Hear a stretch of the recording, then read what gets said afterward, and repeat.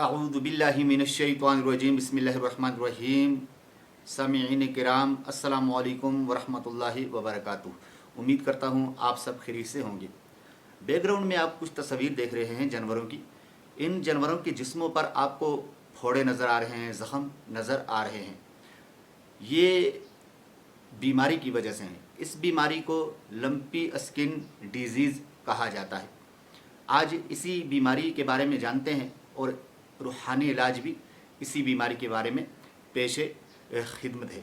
ये वो मर्ज़ है कि जो जानवर इस बीमारी में मुब्तला हो जाते हैं, इस बीमारी की वजह से अफज़ाइश नस्ल की सलाहियतें कमज़ोर पड़ जाती हैं, दूध की पैदावार मुतासर होती है और बहुत सारे जानवरों में तो इस बीमारी की अलामतें ज़ाहिर भी नहीं होती हैं और बाज़ केसेस में जानवर मर भी जाता है।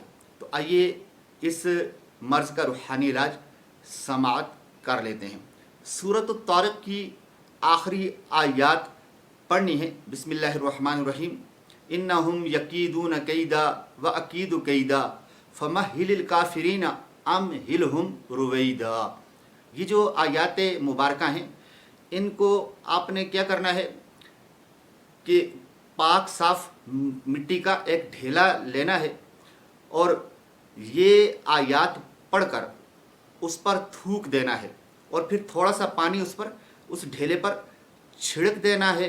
वो जो मिट्टी है जानवर की तकलीफ़ वाली जगह पर दिन में 3-4 बार मल लेनी है। इंशाअल्लाह अज़्ज़ व जल ऐसा करने से ये जो फोड़े हैं, ज़ख़म हैं, इंशाअल्लाह अज़्ज़ व जल शिफा नसीब हो जाएगी।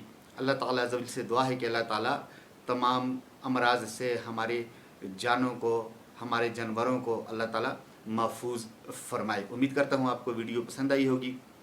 वीडियो को लाइक कीजिए, शेयर कीजिए ताकि ज़्यादा से ज़्यादा मुसलमानों तक ये रूहानी इलाज पहुँच सके।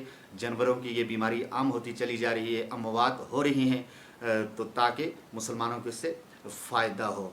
अल्लाह ताला सब को अमल करने की तौफीक अता फ़रमाए। इजाज़त चाहता हूँ। अस्सलामु अलैकुम वरहमतुल्लाहि वबरकातुहू।